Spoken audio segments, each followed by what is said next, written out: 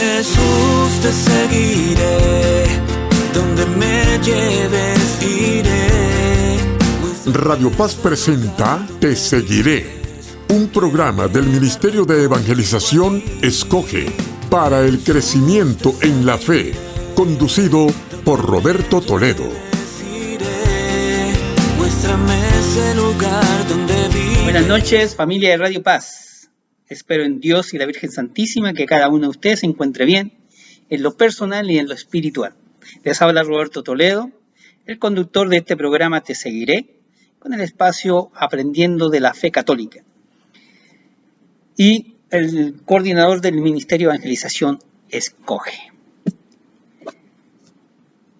Ya de hace muchas semanas, ya prácticamente ya llevamos un buen tiempecito hablando sobre los milagros eucarísticos. Un tema precioso, maravilloso, que uno aprende cantidad. No sé si ustedes han podido escuchar los programas anteriores, que hemos hablado de varios milagros, ¿verdad? Quizás alguno usted lo conocía, quizás otros no. Y es bonito poder saber cuántos milagros, ¿cierto?, han habido en el mundo para la creencia y la fe de nuestra religión o de nuestra persona hacia Dios, ¿verdad? Porque Él hace los milagros para que nosotros podamos confiar y tener más fe en Él. Los milagros se han desarrollado en diferentes países, diferentes ciudades. Hay un total contabilizado de 163 milagros, son cantidad de milagros, cantidad. Pero, y hay muchos más. Lo que pasa es que la Iglesia no los ha aprobado aún todavía, porque indudablemente se guarda y se reserva su derecho de poder hacerlo, ¿no? La Iglesia espera su momento adecuado para poder desarrollar e investigar los milagros que ocurren en el mundo, no tan solo el eucarístico, sino hay muchos otros, ¿verdad? Apariciones de la Virgen, etc. Así que por lo tanto, de esos 163 milagros, nosotros hemos hablado como de 6 o 7, ¿verdad? Como 6 o 7 milagros más o menos. Quizás 8, algo así. No hemos pasado los 10 todavía. Vamos a pasar los 10 porque tenemos todo el mes de diciembre, así que porque ya en enero vamos a comenzar algo nuevo, algo distinto, ¿verdad? Para su bien, para que usted siga aprendiendo, porque de esa es la idea, que pueda aprender de nuestra fe católica. Así que, como todos los lunes, nosotros vamos a comenzar con una oración inicial. Vamos a dar un pequeño resumen del o los milagros que hablamos la vez anterior. Y después vamos a continuar con los otros milagros que vienen en camino, ¿no? Para que usted pueda estar al tanto. Hay unos milagros preciosos, hay unos milagros maravillosos, que usted no se imagina toda la cantidad de milagros que hay en este mundo en relación a los milagros eucarísticos. No es tan solo en la misa, no, señor. Ya hemos hablado de sacerdotes yendo a caballo, que se han ido a una posada, ¿verdad? San Antonio de Padua con la mula. O sea que no es tan solo el hecho de que haya sido en una misa. O también, por ejemplo, aquellos que se han robado las hostias, se las han llevado, y esas hostias se han convertido, ¿no es cierto?, en cuerpo y sangre del Señor. Así que, por lo tanto, no es que tengamos que ir a una misa para tener un milagro eucarístico. No, señor. Así que, bien, en el nombre del Padre, del Hijo, del Espíritu Santo. Amén. Padre nuestro, Padre misericordioso, te damos gracias por el día de hoy. Te damos gracias eternamente por todo lo que nos das, que muchas de las cosas que nos das no lo merecemos. Te damos gracias por nuestro trabajo, te damos gracias por nuestra familia, te damos gracias por nuestro hogar, te damos gracias por todo lo que tenemos, porque de ti viene todo, Señor. Te pido humildemente y de corazón por aquellas personas que están enfermas, sobre todo las que tienen COVID, todavía, que todavía estamos, después de 1 año y medio, todavía estamos con lo mismo, ¿verdad? No a grande escala como estábamos al principio, pero estamos todavía. Entonces, Señor, te pido por aquellas personas que están enfermas y también por aquellos que están sufriendo de algún tipo de enfermedad, como por ejemplo del corazón, de los riñones, de la espalda, etcétera, etcétera, etcétera, que puedan estar necesitando de ti. Hay muchas personas cercanas a mí que necesitan de ti para que las puedas sanar, las puedas ayudar. Y te pido por ellas, Señor. También te pido por aquella familia de las personas que me están escuchando o que me están viendo, como por Facebook, YouTube, Instagram. Entonces te pido por aquellos familiares que si se encuentran mal de alguna o están pasando algún tipo de problema matrimonial, familiar, personal, espiritual, para que los puedas ayudar, Señor. También te vamos a pedir por cada seminarista, religioso, religiosa, diácono, sacerdote, por el Papa, en especial por Monseñor Wensky, señor Garza, por su gran labor pastoral. Señor, queremos servirte mejor que ayer y escuchar con agrado lo que quieres decirnos hoy. Gracias, Señor, por la mirada que vigila, el oído que escucha y la mano que ayuda. Amén. Así que, bien, vamos a ver qué es lo que nosotros hemos visto ya, ¿ok? ¿Cuál fue el milagro que nos tocó hablar la semana pasada? Y me parece que la semana pasada hablamos del milagro del padre Cabañuelas. ¿Se recuerdan? Bien, el milagro del padre Cabañuelas es el mismo que escribe lo que aconteció. Él mismo lo escribe en un diario, ¿verdad? En un diario de vida. Así que, si ustedes se recuerdan, el padre Cabañuelas o Fray Pedro de Valladolid, como se hacía nombrar por su religión, él es su mismo protagonista. Y esto ocurrió en 1389. 1389. Eso es lo bonito de esto y hermoso cuando uno da una fecha. Y usted se puede dar cuenta de cuántos siglos han pasado. ¿Cuántos siglos? Así que imagínate. Bueno, situar el milagro cuando ocurrió verdaderamente fue en 1420. ¿Ok? 1420. Pero todo data, si vamos un poquito hacia atrás, con respecto al padre Cabañuelas, que es de la orden de San Jerónimo, entonces ahí se puede uno entrelazar de que por qué de 1389 a 1420 cuando ocurre hay un periodo, ¿verdad?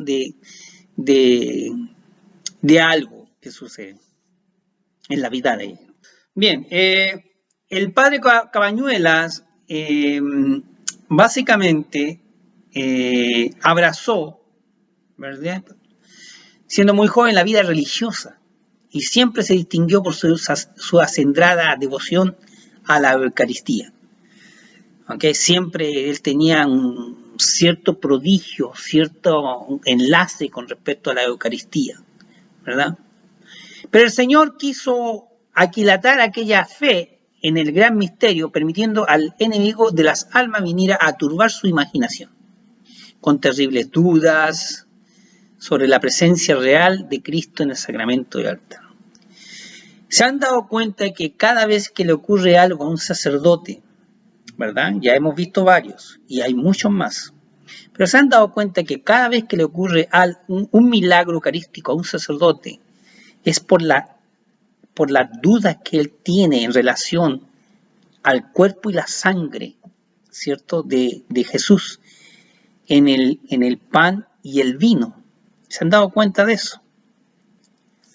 Pues generalmente, no en todos los casos, pero generalmente cuando ha ocurrido algo así, ¿cierto?, cuando el sacerdote duda de la presencia del Señor, es en la Eucaristía, ¿verdad?, es cuando entonces el Señor le tira las orejas y le dice, espérate, para que tú creas más y hagas crecer tu fe, aquí estoy. Y entonces hace un milagro eucarístico, ¿cierto?, en la misa o donde pueda estar el sacerdote. El suceso milagroso que disipó todas las dudas y le curó radicalmente de toda su incertidumbre para el resto de su vida, ¿verdad? Podemos situarlo cronológicamente a más o menos como en 1420. Él escribió con su puño y letra, ¿cierto?, lo que pasó, lo que a él le sucedió. Y él escribió así, dice, a un fraile de esta casa, o sea, él, acaeció que un sábado, diciendo misa, después que hubo consagrado el cuerpo de nuestro Señor Jesucristo, vio una cosa como una nube que cubrió el ara y el cáliz, de manera que no veía otra cosa sino un poco de la cruz que estaba detrás del ara. Lo cual le puso gran temor a él, a ese fraile, que era él, y con muchas lágrimas rogaba al Señor que pluguiese a su piedad de manifestarle qué cosa era aquella y librarse de tan gran peligro. Y estando así muy atribulado y espantado, sorprendido, estupefacto, poco a poco se fue quitando aquella nube y desde que se quitó no halló la hostia consagrada y vio la hijuela que estaba sobre el cáliz quitada y acató en el cáliz y lo vio vacío.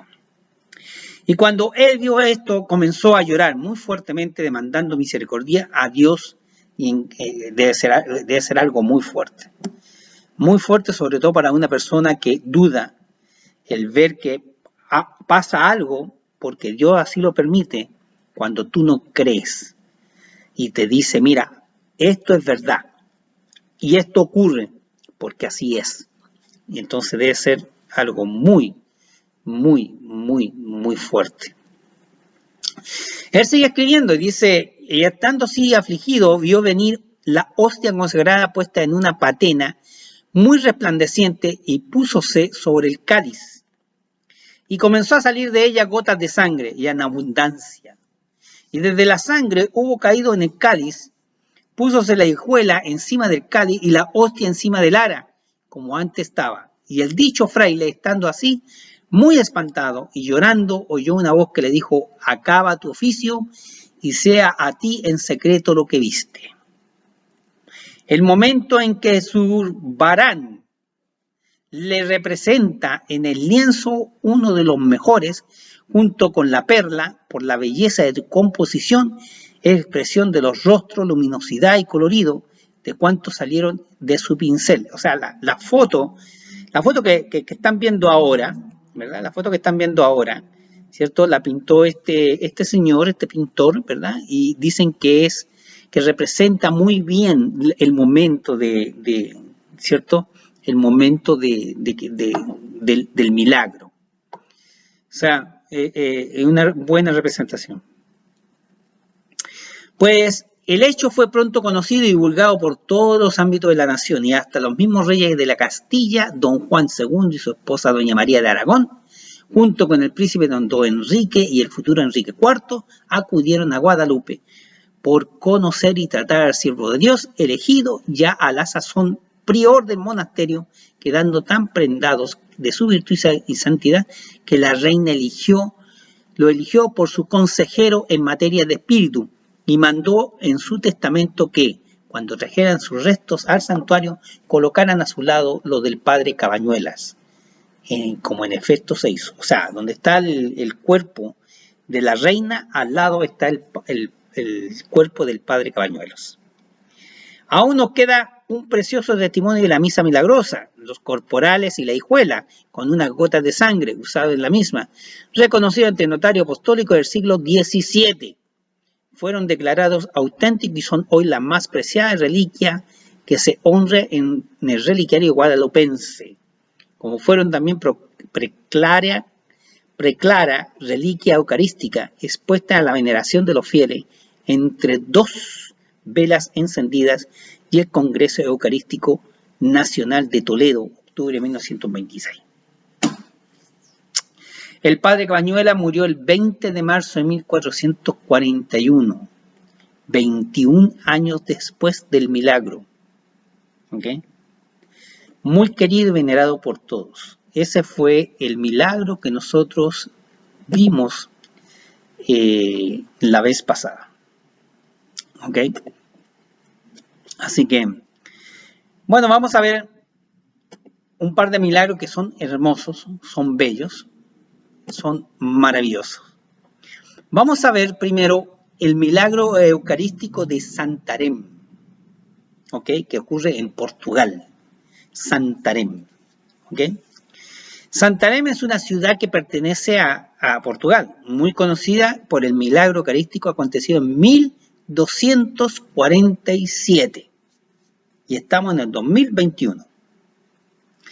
Que aún en la actualidad permite ver con claridad la sagrada hostia con la preciosa sangre de nuestro Señor Jesucristo. Por eso dicen que el milagro continúa.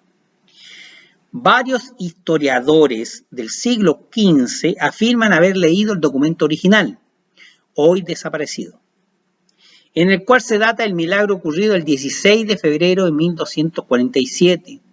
Otros documentos datan el milagro en el año 1266. La fecha es registrada en la copia comisionada por el rey Alfonso IV en 1346. La disparidad de fechas puede muy bien deberse al conocido hecho de que la misma hostia ha sido causa de innumerables milagros en diferentes años. ¿Se han dado cuenta? 1247, 1266, 1346. Eso quiere decir de que ha ocurrido, ¿cierto? Han ocurrido milagros sobre milagros sobre la misma hostia. ¿Ok? El primer milagro. Entre los años 1225 y 1247, vivía una mujer en Santarém que era muy infeliz, pues estaba convencida de que su esposo le era infiel, como muchas hoy en día. Utilizó toda la astucia de la que ella era capaz para atraer a su esposo, pero no tuvo ningún resultado. Desesperada ante su situación, visitó a una hechicera del pueblo, la cual le prometió que su esposo volvería a amarla como antes, con la condición de que le llevara como paga una hostia consagrada. Cuidado con eso, ¿ok? Cuidado con las brujas, o cuidado con las psíquicas, ¿ok? Cuidado con esas personas. Mucho cuidado. Es más, en la Biblia no está permitido que usted visite a esas personas. Entonces esto atemorizó enormemente a la mujer, pues sabía que aquello sería un sacrilegio, pero finalmente accedió. Al recibir la comunión en su iglesia parroquial de San Esteban, no la consumió, sino que salió de la iglesia inmediatamente, se sacó la hostia de la boca y la puso en un nudo de su pañuelo de cabeza. Por el camino a la casa de la hechicera, la sagrada hostia comenzó a sangrar.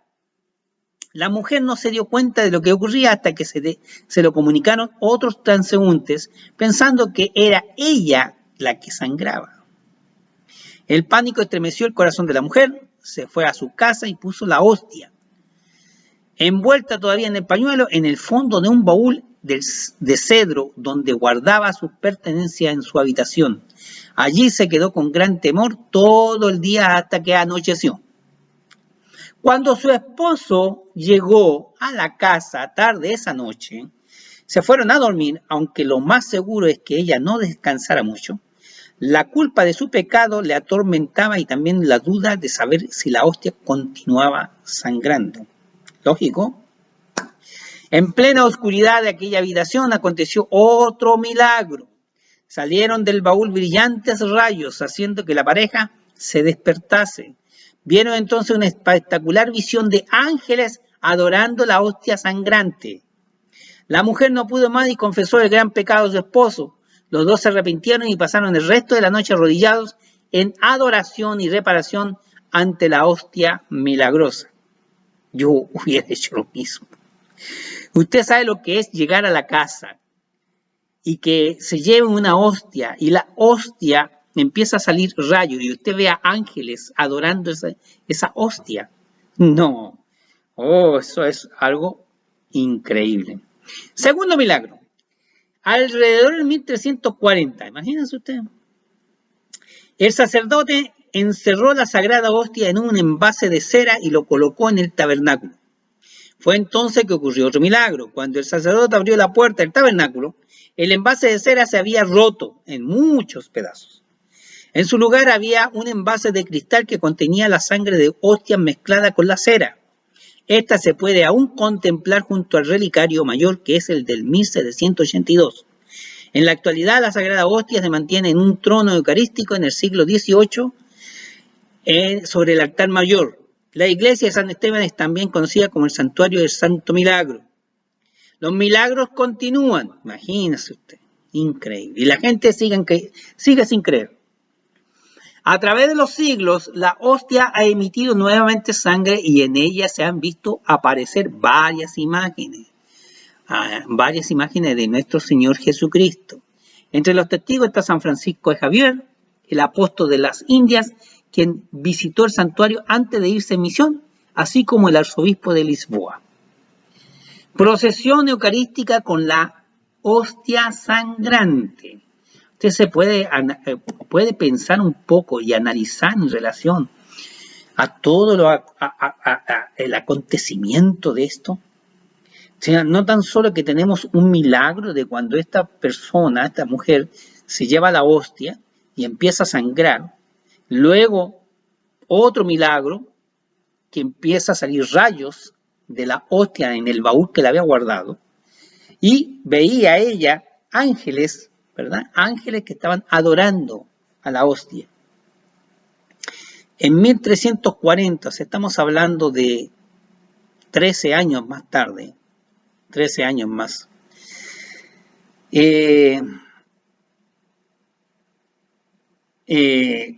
ocurre, ¿cierto?, un segundo milagro. ¿Cuál es el segundo milagro? El que el sacerdote, al guardar la hostia, ¿verdad?, dentro de un coso de cera, en un tabernáculo, en algo ahí que se veía, cuando abre la puerta, ve que toda esa cosa de cera está esparcida, rota en 1000 pedazos, y hay sangre, ¿cierto?, alrededor, sobre la cera también. Hay otro milagro. Es increíble, increíble pensar que todavía, a pesar de todos estos milagros que han ocurrido de siglo tras siglo y que no se han echado a perder, y que aún están ahí para que usted la pueda ir a ver, y cualquier persona lo puede ir a ver, están ahí para el público, y aún así hay gente que no cree ni en la misa, ni en la Eucaristía, ni en Jesucristo, ni en la consagración del pan y el vino, no cree en nada. No cree en nada. Es una verdadera lástima. Una verdadera lástima. Bien, vamos a ir a unos anuncios. Ya vamos a regresar. ¿Cómo se llama? Vamos a regresar pronto. Vamos a seguir conversando sobre este mismo tema, ¿verdad? Este tema que hemos comenzado, el milagro de Santarém, para luego pasar a otro milagro que va a ocupar en el segundo espacio, ¿verdad? Así que vamos a ir ahí, vamos a continuar, ¿cierto? Dentro de unos minutos. No. Jesús, te seguiré, donde me lleves iré, muéstrame ese lugar donde vives, quiero quedarme contigo allí. Bien. Ya estamos de vuelta, gracias a Dios, y la verdad que Radio Paz es una emisora que, sinceramente, una emisora católica muy, muy buena, muy buena. Hay unos excelentes programas donde usted puede nutrirse, instruirse, aprender, todo lo que usted quiera, todo lo que usted desee. ¿Quiere rezar? Pues ahí hay para rezar. ¿Quiere orar? Pues ahí hay para orar. ¿Quiere hacer un rosario? Pues ahí hay para hacer rosario. ¿Quiere ver una misa? Pues ahí hay para ver misa. quiere aprender sobre diferentes cosas que hay dentro de la iglesia, pues ahí hay de todo, de todo, de todo. La verdad, sinceramente que es un mundo lo que tiene Radio Paz y hay que agradecerle mucho, hay que agradecérselo mucho y a través de usted es la única forma para que Radio Paz se pueda mantener, ¿verdad? La mantener y seguir adelante, ¿cierto? Seguir adelante. Bien, continuando, ¿cierto? Con lo que habíamos dejado en el espacio anterior, estamos hablando de los milagros eucarísticos. Y el milagro que estábamos conversando es en relación a el milagro de Santarém, en Portugal, ¿verdad? Antes de continuar, el único aviso que yo tengo es que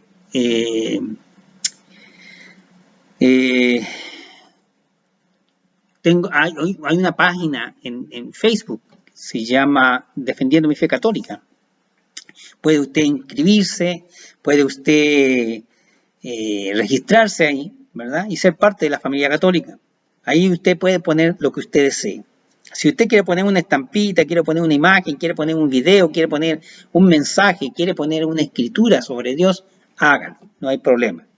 ¿Okay? Quiere poner una pregunta, una inquietud, una duda con respecto a lo que estamos conversando, o programas anteriores que ya hemos dado, y usted todavía tiene una duda, pues hágalo, no hay problema. ¿Okay? No hay problema. Ahí usted lo escribe y yo con gusto, cuando la vea, yo le respondo. No hay ningún problema. Así que ahí está en Facebook. ¿No tiene Facebook? Bueno, me puede llamar al 786-208-8301, hacerme la pregunta que usted desee o la duda que usted tenga para yo, ¿cierto?, conversar y dejarle saber si está, le puedo responder todo lo que usted desee, ¿verdad? Así que nada, fantástico. Vamos a continuar entonces con lo que estamos viendo. Estábamos viendo, ¿cierto?, el milagro de Santarém. ¿De qué se trata el milagro de Santarém? Para aquellos que están sintonizando en estos momentos, para aquellos que están recién, ¿cierto?, conectándose con Radio Paz y con mi programa, ¿verdad?, Te Seguiré. Estamos hablando del milagro de Santarém que ocurrió en Portugal en 1247. ¿Ok? 1247. Entonces, luego, ¿qué ocurrió? Bueno, ocurrió que una mujer fue a donde una hechicera a hablarle de que ella pensaba que su marido le estaba haciendo infiel. Entonces, quería ver la forma o que le hiciera ver, ¿cierto?, si realmente era así, o ya que era así, poderlo atraer, ¿cierto?, hacia ella nuevamente. La hechicera le dijo que no había ningún problema, que le iba a ayudar, pero que tenía que llevarle una hostia consagrada desde la iglesia San Esteban a ella. La mujer a principio no, como que le molestó lo que le dijera, pero aceptó. Fue a la iglesia, fue a una misa, se puso la hostia en la boca, no la tragó, sino que se fue inmediatamente de la misa, se llevó la hostia, se la sacó, la guardó, la puso en un pañuelo y se la llevó. Pero en el camino, cuando iba caminando hacia donde estaba la hechicera, la hostia comienza a sangrar. Empezó a sangrar. Y la gente que la veía pensaban que era ella que estaba sangrando. Cuando ella se dio cuenta que era la hostia, inmediatamente agarró susto, ¿cierto? Se asustó y se fue a su casa y la guardó en un baúl.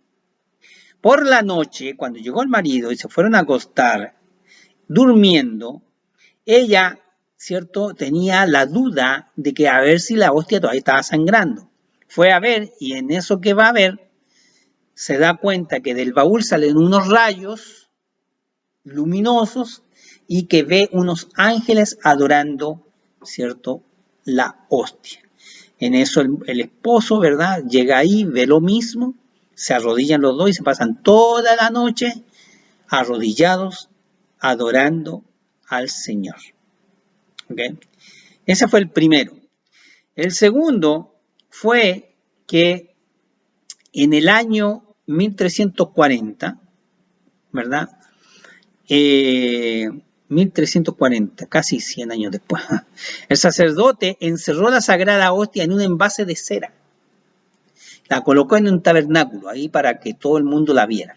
Cuando el sacerdote abrió la puerta del tabernáculo, el envase de cera se había quebrado completo, se había roto. Y entonces la hostia había brotado, de la hostia había brotado mucha sangre y mucho de la cera tenía sangre de la hostia, ¿verdad? Sangre consagrada.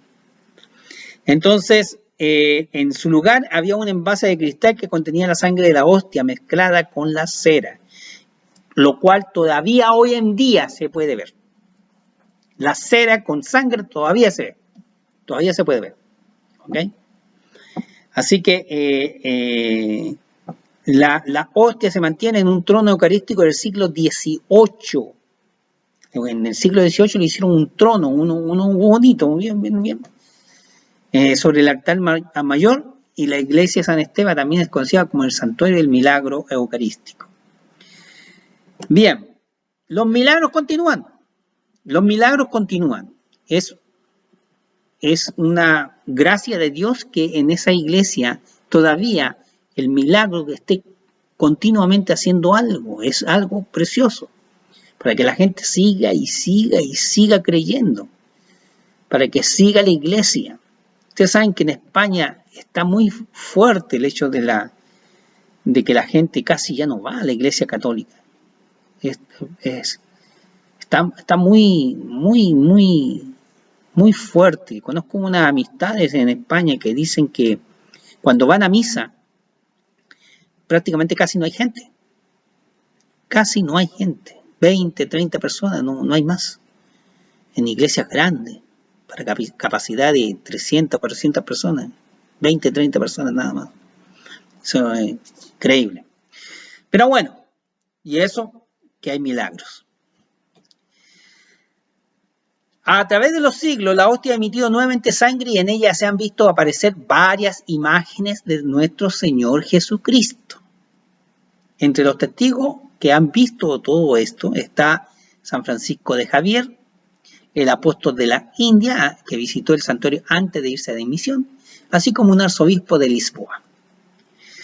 Han hecho procesiones eucarísticas con la hostia sangrante. Desde que ocurrió el milagro hasta la actualidad, todos los años, el segundo domingo de abril, usted puede ir, segundo domingo de abril, usted puede ir.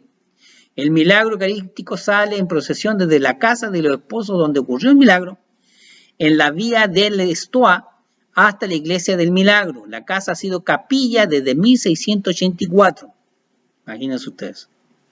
El milagro eucarístico de Santander es considerado el más importante después del anciano. Nosotros ya hablamos del anciano, del milagro del anciano. O sea que está primero el anciano y después el Santander. Son los milagros más prodigiosos, más maravillosos, más hermosos que ha hecho el Señor y por lo tanto los más importantes. Se han comisionado estudios e investigaciones canónicas, siendo las más revelantes de 1340, 1612, las cuales aprobaron sin lugar a duda la autenticidad y antigüedad del milagro eucarístico. El milagro eucarístico de Santarém solo dejó la ciudad una vez, cuando las tropas de Napoleón invadieron a Portugal en 1810. Por temor a que el milagro fuese profanado en manos de los franceses, se llevaron y terminó en Lisboa, en la iglesia de Pacao. Más tarde, al no ser devuelto el milagro de Santarém, los ciudadanos de esa ciudad hicieron una protesta en masa. El milagro eucarístico fue devuelta a Santarém sigilosamente para evitar la resistencia de los capitalinos, a quienes no se les comunicó lo del traslado hasta el 2 de diciembre de 1811. ¡Wow! El santuario fue restaurado por Antonio Francisco Márquez, obispo de Santarém, y abrió sus puertas solemnemente el 7 de marzo de 1996. Hoy cuenta con un pequeño museo tras el altar mayor. El milagro de Santa Elena es expuesto cuando los peregrinos lo piden con anticipación. Entonces lo pueden contemplar muy de cerca. La sangre sigue en estado líquido casi 800 años después de haber ocurrido el milagro. ¿Ok? 800 años después y la sangre sigue estando en líquido, en un estado líquido. Es increíble, increíble, increíble. Bien, vamos a ir a otro milagro. Este me gusta mucho. Este milagro a mí me encanta. Siempre lo he tenido en mi mente. ¿Ok? Siempre. Este milagro es fenomenal. Me gusta muchísimo. La Beata Imelda. Yo no sé si alguien ha conocido, ¿cierto? Esta historia de esta muchachita, de esta niña, de la Beata Imelda. Y es una historia muy bonita, es una historia preciosa. ¿Ok? Yo me la sé muy bien, pero indudablemente que yo la voy a leer porque así de esa forma usted puede entender todo como corresponde. Y no tengo palabras ni más ni menos para usted, sino que las que corresponden, ¿verdad? Y yo se lo voy a leer porque esta es una historia preciosa de un milagro magnífico, fantástico. Y hoy en día todavía usted puede ir a ver a esa niña. Ya la voy a explicar cómo. Y ya va a saber. Bien, esta niña angelical nació en la ciudad de Bolonia en 1322. Era hija de los condes de Labartini, ilustre en nobleza y en virtud. La condesa, desconsolada porque no tenía hijos, había rogado fervorosamente para que le fuese concedida una hijita. Y según se dice, obtuvo la tal merced del cielo por medio del Santísimo Rosario, del cual era devotísima. La pequeña Imelda pronto llamó la atención por sus celestiales inclinaciones. Cuando lloraba, se sentía consolada al oír los nombres de Jesús y de María. Cuando comenzó a hablar, fueron estos nombres dulcísimos los que pronunció con más frecuencia. A veces la encontraban con las manos levantadas hacia el cielo en oración y con los ojos anegados en lágrimas de ternura. Permanecía largos ratos sobre la rodilla de su madre, aprendiendo las primeras oraciones. Era muy devota de la Madre de Dios y sobre todo de la Sagrada Eucaristía. Pasaba muchas horas delante del sagrario, como extasiada y con mucha frecuencia. Se alejaba de las fiestas de la familia y se iba al oratorio del palacio, prefiriendo a todo bullicio el encanto de aquel altarcito, del altar, ¿verdad?, que ella misma arreglaba y adornaba con flores. Más de 4 veces se había preguntado a sus parientes, ¿qué llegará a hacer con el tiempo esta niña? Imagínense, más de alguien dentro de la familia tiene que haber dicho, va a ser monja. ¿Ok? Va a ser monja. Apenas tenía 9 años, fíjense bien, 9 años, cuando ya la voz de Dios se había dejado oír claramente en su alma. Y la había invitado al recogimiento del claustro. Es cierto que era todavía muy jovencita para ser religiosa, pero su falta de edad era compensada por sus bellas cualidades y por su juicio de persona mayor. En aquella época, varios niños y niñas habían entrado en algunos conventos. Así fue como Imelda pudo satisfacer pronto sus ansias de unirse con Jesucristo, sin hacer caso de las advertencias de los pacientes ni de ninguna consideración humana. Entró bien decidida y con el corazón lleno de alegría en el monasterio dominico de Bandi Pietra. No había hecho aún la primera comunión, pues los niños en aquel tiempo no eran tan dichosos como ahora. ¿Ok? Fíjense bien. Cuando por la voluntad de la Santa Iglesia pueden comulgar tan pronto, ¿verdad? O sea que un niño hoy en día ya se ha hecho la primera comunión ya puede comulgar, ¿verdad? Pero para hacer la primera comunión tiene que haber un proceso.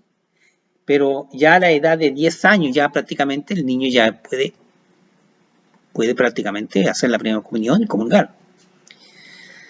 Bueno, entonces, no había hecho aún la primera comunión, pues los niños en aquel tiempo no eran dichosos como ahora. Por esta causa suspiraba siempre por el día más feliz de su vida, y era tan grande el concepto que tenía de la Eucaristía que no sabía entender cómo era posible no morir de amor al recibir el pan de los ángeles.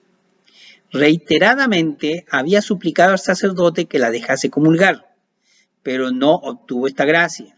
Su edad lo impedía. Era demasiado pequeña. 9 años, imagínense. Más de aquí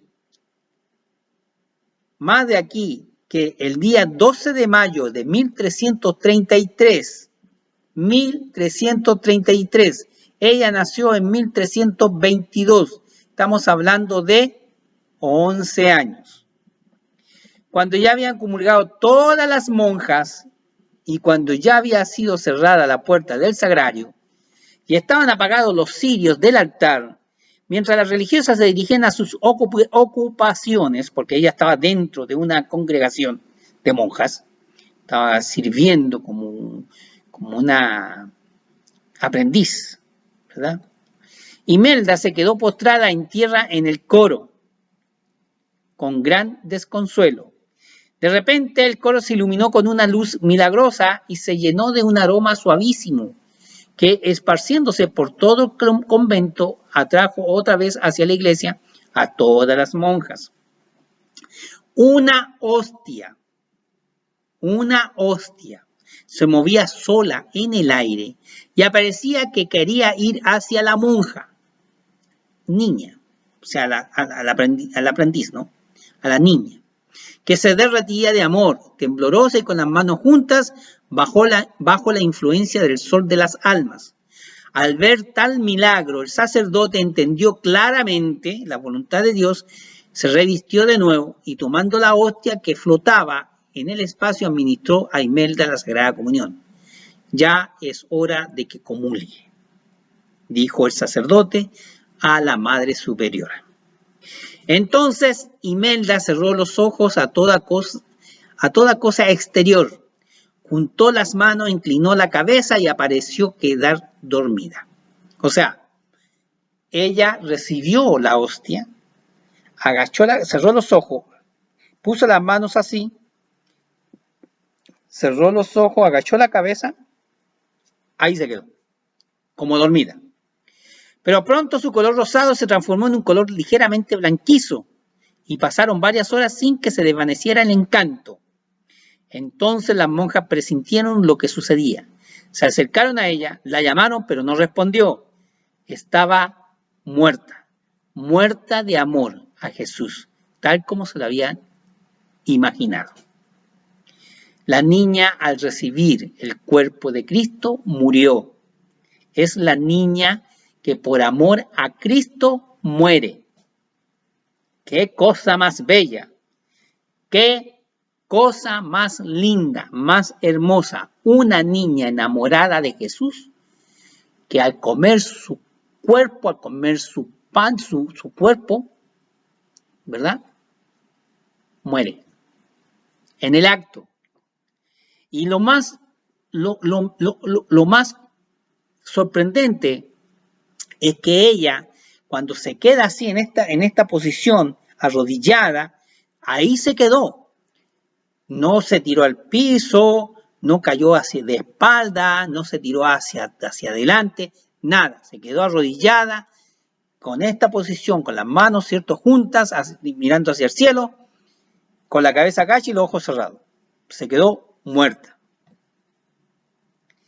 Un gran gentío acudió a Valdipietra. ¿Ok? Un gran gentío acudió a Valdipietra para ver el cuerpo de la joven novicia, y nadie dudó en venerarla enseguida como bienaventurada. cada año, el 12 de mayo, se celebra en el convento con toda solemnidad.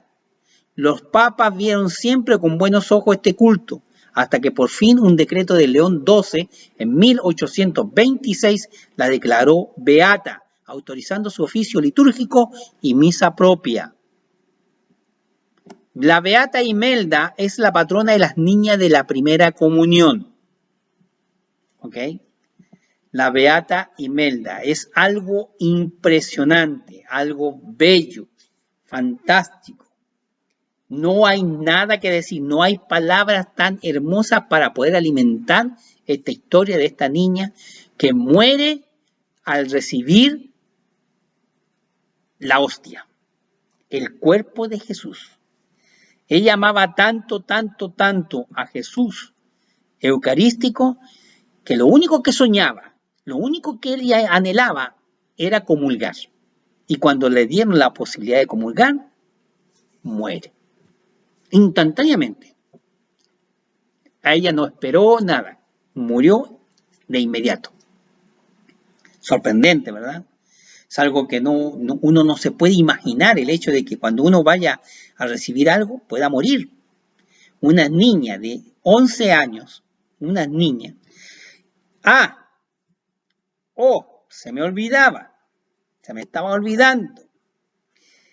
El cuerpo incorrupto de la niña, el cuerpo incorrupto la pueden ir a ver, ¿ok?